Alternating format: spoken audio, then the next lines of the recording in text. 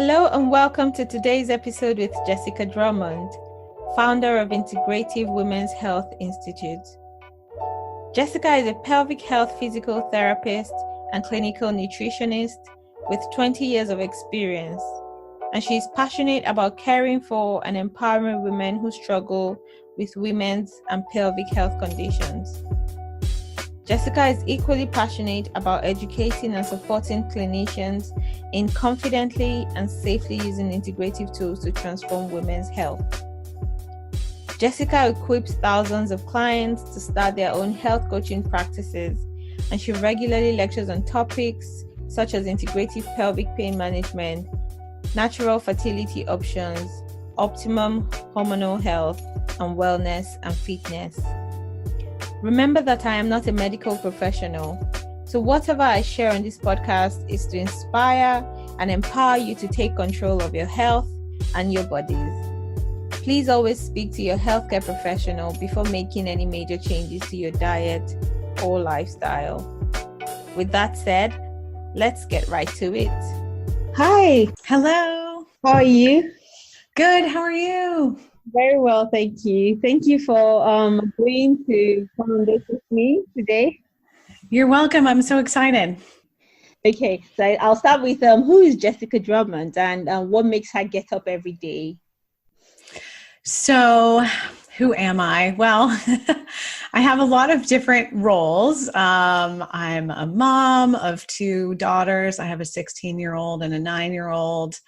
I am married. I live in Connecticut, just outside of New York City in the United States. And I've been clinically a physical therapist, pelvic health physical therapist, and clinical nutritionist I started in physical therapy about 20 years ago and clinical nutrition about 10 years ago, and sort of combine them both at this point. My graduate degrees are in those two topics. And because of that wide-ranging experience and my own personal experience with a fairly significant hormonal crash that happened due to a viral activation after the birth of my first daughter, I have this very wide lens on how to take care of pelvic pain. Because I recognize from my clinical practice that sometimes we hit a limit of how much we can really help with just pelvic PT, and how much we can really help with just clinical nutrition, but combining both of them, and for the woman herself to be really engaged in the process and have really clear goals about what functionally she wants to be able to do, what's kind of pulling her forward out of the pain, because pain itself is a driver to make changes in the short term. But after a while, it just can be kind of frustrating. You feel like you're running on a treadmill. Yeah. There has to be something outside of that that's sort of pulling you towards taking care of your own health, because a lot of what, in my experience, really helps with endo. Now, of course, excision surgery is very often a key piece of the puzzle. Sometimes medications are key. But what really helps to reduce and relieve the symptoms from the root cause issues are lifestyle changes that no one can do but you. Yep. And so you have to be really excited about why you're doing that, because otherwise it can feel hard. Yeah, definitely. Okay. That's cool. So that's kind of your motivation for being great. Yeah. So my motivation is just that I feel like I have a unique vantage point on this because of my own illness and the kind of wide and various training I've had, both in integrative and Western medicine, and my 20 years of clinical experience. I learn a ton from every single one of my patients, and I've been teaching practitioners for about 15 years. And even with our current institute, I've trained well over 1,000 gynecologists, nurse practitioners, pelvic health PTs, health coaches in more than 60 countries. So, I teach them, but I also learn a lot from them. And so I have a very wide view of this. So because of that, it's given me a protocol per se. I wouldn't say there's like this very clear step by step, but there is a clear outline for how to optimize our physiologic systems to make the disease less prominent in terms of its influence on our lives. So what would you say is missing in the medical profession when it comes to women's health? Why is there that gap, and what is that gap? Well, I think the biggest problem is, okay, so the standard model is, depending on what country you live in and a little bit depending on your health system. But in the US, if you have pelvic pain or bad periods or, something like that, you're going to go to your gynecologist. Yeah. Who is not really educated on endometriosis, unfortunately, which is shocking, but true. And so they think they have a few tools. They might give you hormonal birth control. They might use some medication to try to quiet the symptoms. And that may actually solve the initial symptoms in some people, but it's not doing anything to deal with the underlying issues, with the lesions themselves, and the inflammation that may be propagating the lesions or making them worse, and the changes in the gut microbiome that also are influencing digestive symptoms and pain symptoms, or the health of the brain, which is what all pain signaling begins in the brain. So we need healthy brains too. So you're just kind of at best putting a mask on putting like a Band-Aid over the problem, but not really healing it, just like hiding it. Yeah. And unfortunately, and there certainly are great gynecologists out there who've done their own work and their own research and attend conferences like the International Pelvic Pain Society meeting and things like that. But on average, that's not really the case. And unfortunately, there are still general practice physicians and gynecologists who are just flat out giving the wrong information. Like I had a patient come to me just last week who said, oh, my doctor told me, she was like 22 or something. They were like, oh, I have endo, or they think I have endo. So he said, the best thing for you to do is just get pregnant. Oh, God. Which I can't believe they still say that, even till now. I know. I know. I mean, it clearly does nothing. It doesn't solve the problem. And then if you're 22 years old and you don't want to get pregnant, that's not a good answer, no matter what. Then you also have a child, yeah. Even if you do get pregnant. And I have 2 kids, and it's not something we take lightly. Right? Yeah. So there are a lot of terrible myths. And then the best case scenario is you get a Band-Aid that kind of works. At least maybe your symptoms are quieted down. Why that is the case, I honestly don't know. Our education is a mess. There's lots of systemic problems with healthcare. We could talk about that all day. But the truth is, it's the truth. And now in some countries with more socialized medicine, like Canada, there are a few endo specialty centers which do give good holistic care. I know there's at least one in Canada. Now there's one, maybe there's more than one, but I know of one in Canada, which is a huge country. So it's hard to get access to that. And often people have to wait a couple of years and kind of deal with that mushy model that doesn't work until they get there. But at least it exists. In the US and in other countries where that doesn't exist, your best strategy is to try to be that person for yourself. Like pull together your own center of excellence by finding the people you need to put together on your team. And fortunately, that's kind of what we teach both our practitioners and for our practitioners to kind of help their clients do. And what I do in my client practice, I do still see a few clients each week.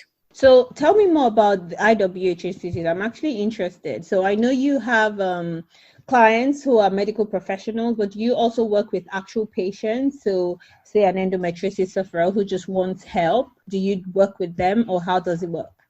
Yes. So I have a small clinical practice where I do work directly with patients. And starting in January, so January of 2020, my small team of our health coaches and a team of people that we have trained that are not directly associated with our organization, but we can point you to them. My guess is it's going to be around 25 practitioners, health coaches, pelvic health, physical therapists, a few physicians, things like that, who will have a directory on the site as soon. I have a book coming out called Outsmart Endo.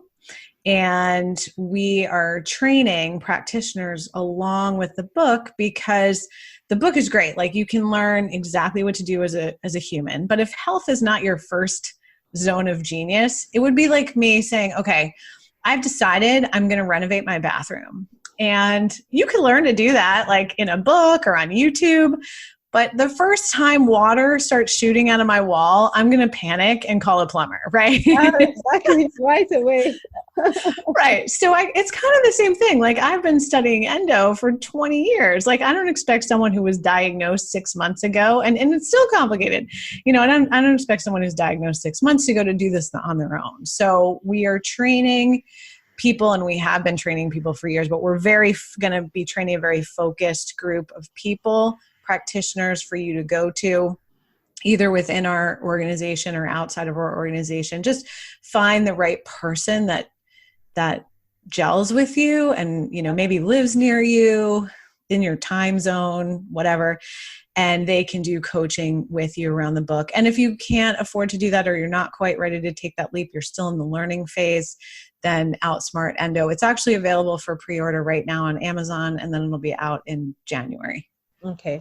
Wow, that's amazing. So that would be for both patients and even practitioners, right? Absolutely. So our training program is for practitioners, and then those practitioners will be available for patients to come and get really a hand-holding with that step-by-step process. All right. That's amazing. Well done.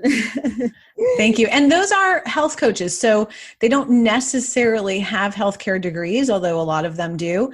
But sometimes it's actually even better if they don't, because they have that kind of empathy. We're training certain people who have had endo, who have built platforms like yours, who are really immersed in it. Because with this disease, a lot of times the patients who have been navigating it for 5, 10, 15 years are more knowledgeable than the practitioners. So there will be coaches in that among those practitioners who are, you know, super advanced learners of endo, but maybe are not licensed professionals, but they will be, you know, coaches, and most of them board certified coaches.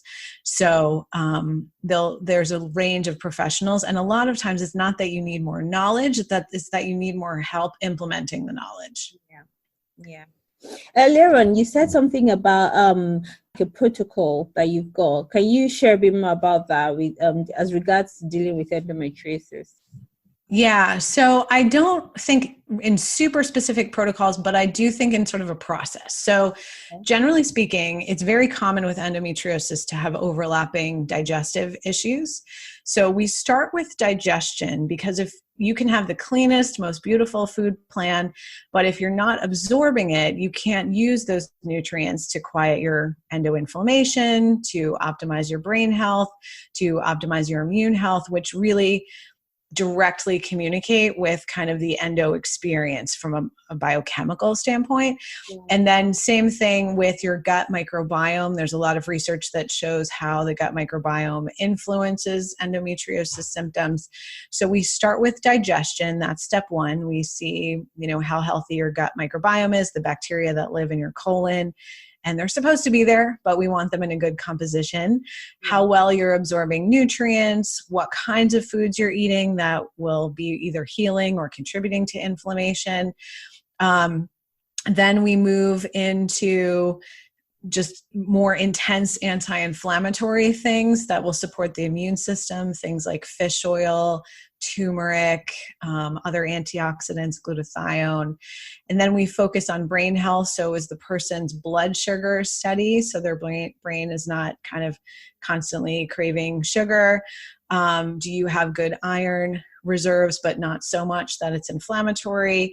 How's your menstrual bleeding? That influences a lot whether or not someone has anemia, which can make the brain feel oxygen deprived, which again will contribute to increased pain signaling.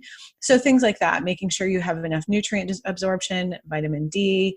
So we work through the physiologic systems: digestive, immune, nervous system, and endocrine system. Now, it used to be a little clearer that endo was more of an estrogen-driven disease, but there's some research that came out in 2018 that makes that seem not as clear. So it's possible that some lesions are more influenced by progesterone, some by both estrogen and progesterone, some by neither, which makes sense to me because otherwise it would always work for people to be estrogen deprived. So that's what a lot of the drugs do, right? Like hormonal birth control essentially suppresses estrogen. So do things like Lupron in a really intense way. And that doesn't always work, and it has a lot of side effects.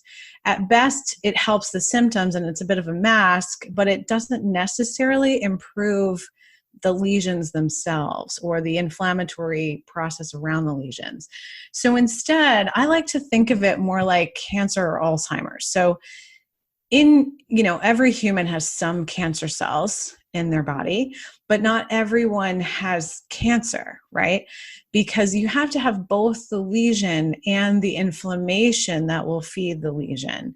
And in some cases, hormones. So like in breast cancer, you have to have estrogen that will feed the breast cancer lesions and in certain kinds of breast cancer. So the lesions vary in kind of what influences their progression.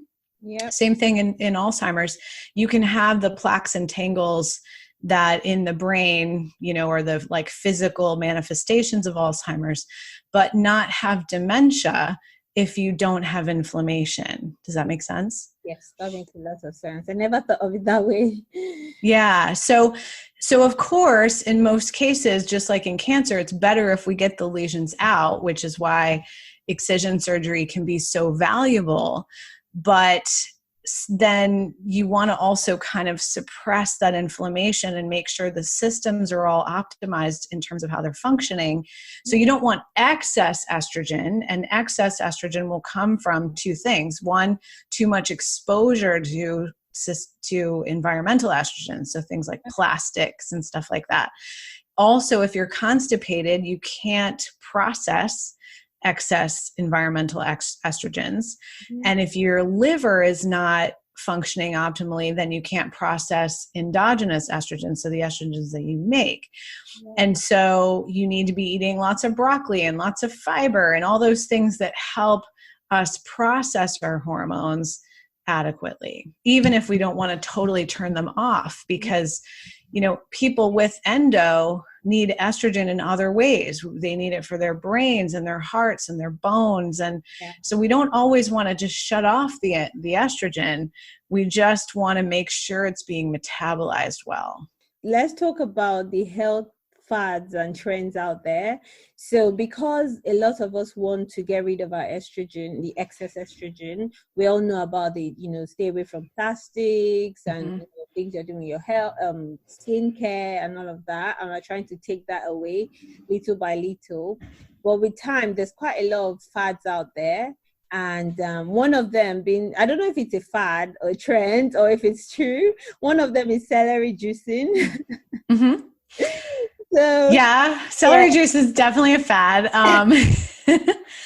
I would confess, I try to drink it because I'm like, just in case it works. But I need to know, tell me about celery juice and then tell me about other fads or, trends that are out there that we should probably take a pinch of salt. Yeah. So celery juice, there's nothing wrong with it. It's a great drink. It's basically water and electrolytes and maybe a few micronutrients, like that. It's hydrating. A lot of people in this country are in the world are constipated, don't get enough vegetables. Starting your day with celery juice instead of, coffee with cream and sugar is definitely better. Yeah. Now, is celery juice going to heal your endo? No, it's not that simple. Will it possibly help? Is it a good thing to add to the arsenal? Sure.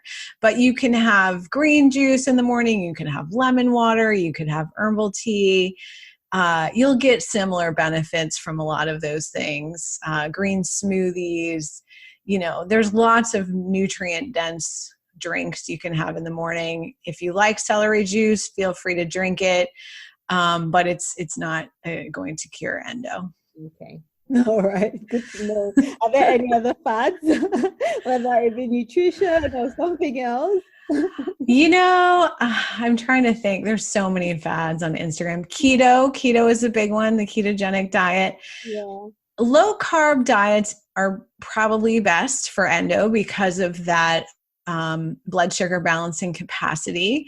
Yeah. Do you need to be hardcore in ketosis? Should you be eating only bacon? No, you need to be in an anti-inflammatory low carb diet. So you still need to be eating a lot of vegetables. Yeah.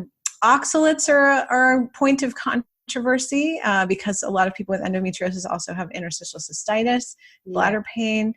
My perspective on that and the research that I've looked at, and this is a bit controversial, is that generally speaking, while it can be good, so I generally start my clients on what's called an elimination diet. So you start on a really clean food plan just so we can make assessments, because everyone is a little different. There's no one endo diet. Yeah. But for about 4 weeks, we're on a food plan that's really clean. And I don't actually take out all the oxalates, but we can start to notice oxalates and other like foods that are high histamine, things like that. But what we're really just trying to do is rest the digestive system and help your body absorb nutrients better. Yeah. Then my goal is to get the digestive system functioning better. Make sure you're chewing enough. The evidence-based number of times you should chew a bite of food is 40. Oh my goodness, it will turn to mush. Right. Well, that's the goal. Drinking my food, right? Right. Now, most of us don't have time for that. I'm pretty happy if you're doing it about 20 times, but there's mechanical digestion and there's chemical digestion. Yeah. And the chemical digestion doesn't work as well if the mechanical digestion is skipped. So chewing our food is key. And then many, many people, especially with endo or other chronic pain conditions, are lacking enough stomach acid because it takes a lot of physical energy, ATP, to make stomach acid. And if you've been in chronic pain and you haven't been sleeping and your body is using its resources to just survive, you're not making a lot of digestive juices. So stomach acid, digestive enzymes, sometimes people have genetic issues where they don't have enough of the digestive enzymes to break down histamines. I see that a lot in my practice. So I think of digestive enzymes and stomach acid supplements as like crutches for your digestive system. Right. So for a while, we clean up the diet, we support the digestive system, and then people often can tolerate foods that are higher in oxalates or higher than in histamines. You might have to lower, I don't necessarily advocate having, raw kale or spinach smoothies in high doses every day, because that's a lot of oxalates. It's like an overwhelming amount of oxalates. But most people don't overeat spinach, unless they're doing it in that way. And that's where the trends can become potentially problematic. Okay. All right. Need to know that celery juice won't cure endo. I think one of the reasons I try to take it is because I had issues with taking too much NSAIDs. So yes. Yeah, the painkillers, and it kind of gave me a bit of gastritis with my stomach. So trying to improve my stomach acid and was one of the reasons I started celery juicing. But I'm like, I still have endo. Right. And it can help your digestion. The other thing that's really good for gastritis is things like glutamine, which you can get in bone broth, or you can take glutamine supplements.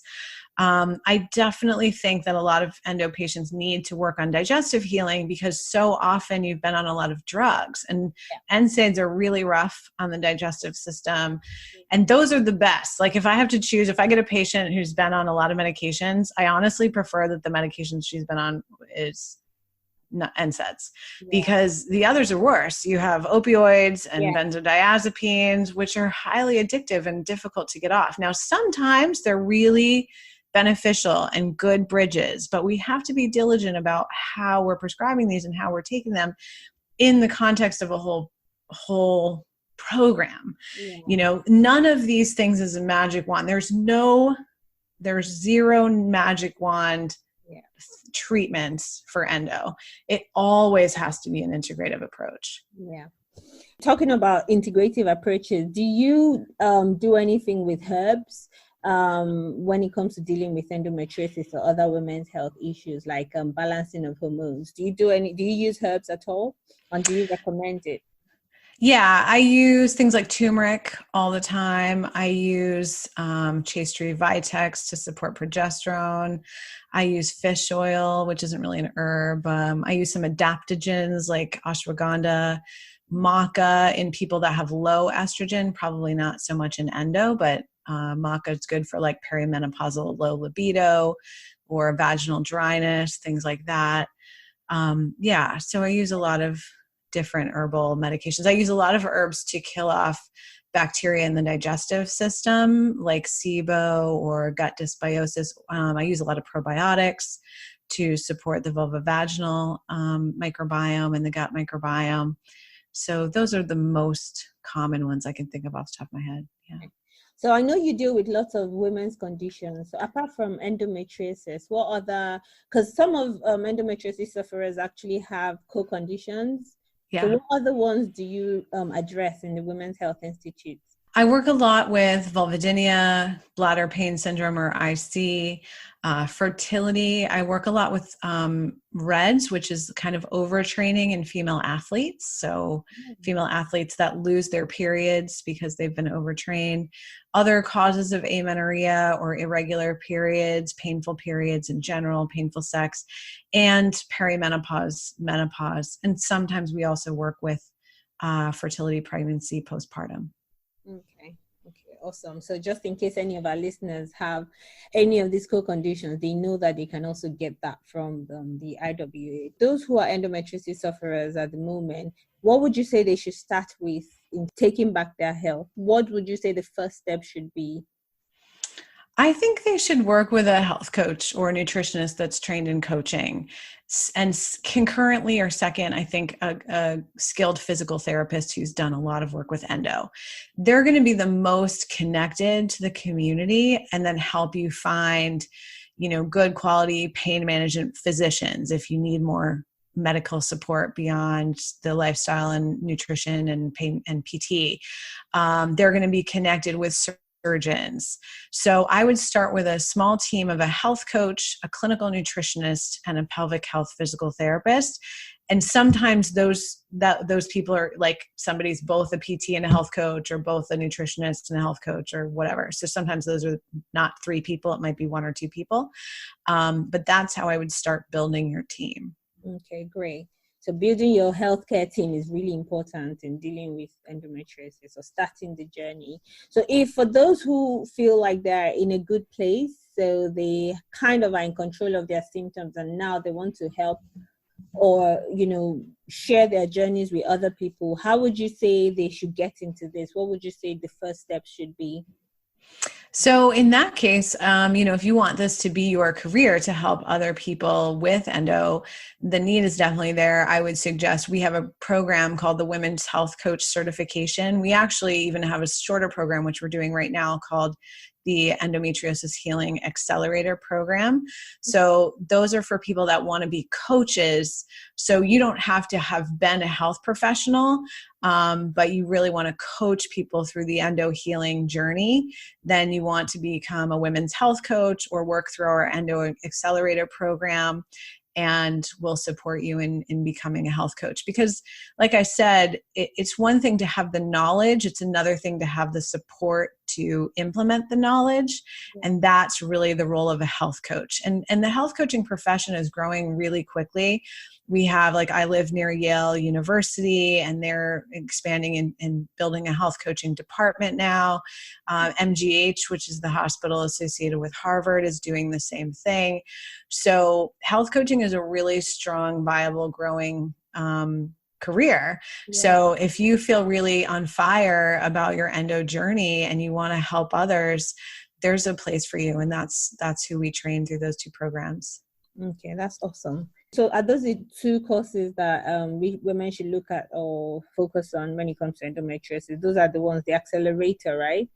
Yeah, the Endo Healing Accelerator. I also have a really quick course if you just want to kind of learn more about endo and don't necessarily want to make it your career, or you already have a career in health and you want like just more knowledge. We have just an endometriosis masterclass. We have a stronger program called Functional Nutrition and Pelvic Pain. So I'll give you the links to those if you want to share them with your community. I'll share them on the show notes. Thank you. Yeah. And what one thing would you say is non-negotiable when it comes to women's health? Number one, I would say sleep. Okay, good. A close second would be meditation. Well, number one, sleep. Number two, meditation. Three, probably water. Drink water. So what exactly is the importance of sleep when it comes to endometriosis? Because we say it, but why is sleep so important? Well, I think it's most important because of how it helps to heal the brain. Mm-hmm. Every night when you sleep, your brain is literally like like a self-cleaning oven, if you've ever seen one of those. Mm-hmm. Okay, so there's this process biochemically called autophagy, which is literally the brain self-cleans. Mm-hmm. But it can only do that when you are deeply asleep or in meditation. And because all pain signaling originates in the brain, it's really important to do that as often as possible, ideally every night. And the other thing I would say is, look, all of us, people with endo are, usually find out about it in their 20s to 40s. Yep. You're freaking busy at that point, right? You're like working, you're in grad school, you're trying to grow your career, you're in college, you're on the high school varsity lacrosse team. Like, you're busy and exhausted. You've got kids and aging parents or are struggling with infertility because of the endo. There's stress related to the endo.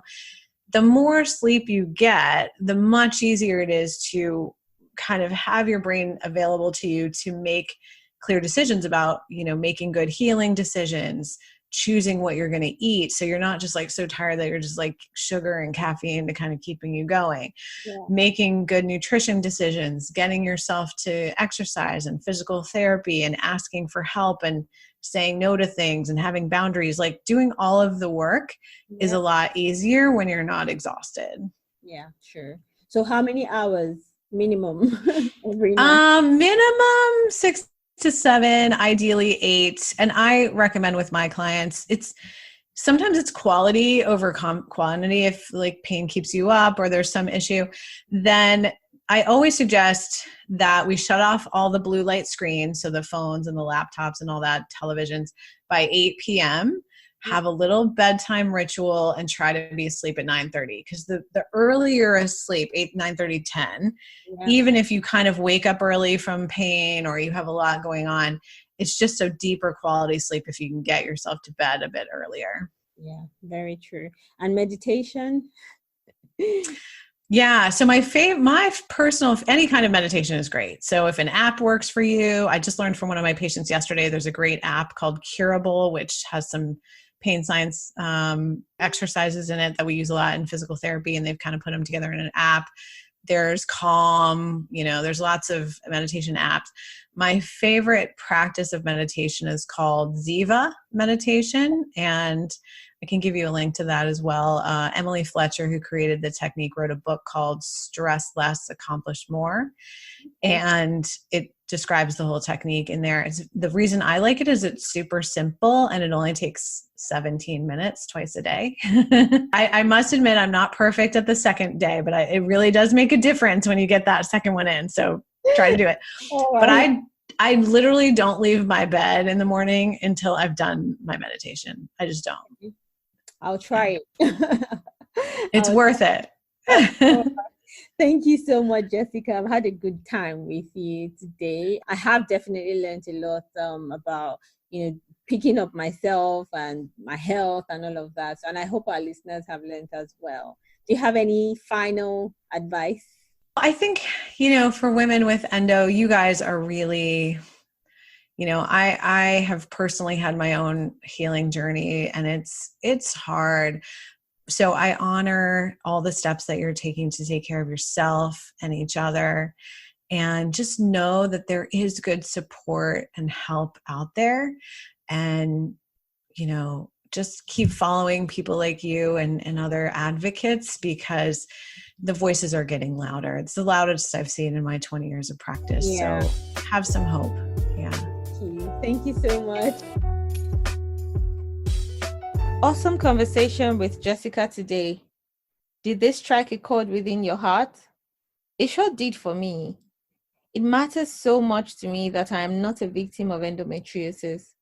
And what better way to do this than by helping other women turn their pain into passion? If your interest has been piqued, make your way to www.integrativewomenshealthinstitute.com to learn more about the courses and programs and all the awesome resources available. I hope you enjoyed this episode. If you did, I would love to know. Send me comments or even a DM through my Instagram or Facebook page. Share with your friends and subscribe to the podcast. If you also have any questions to ask or topics you would like me to discuss, feel free to shoot me an email on info@notdefinedbyendo.com. I love to hear from you all. All of this information is in the show notes. Until next time, my name is Teniola, and remember, you are not defined by endo.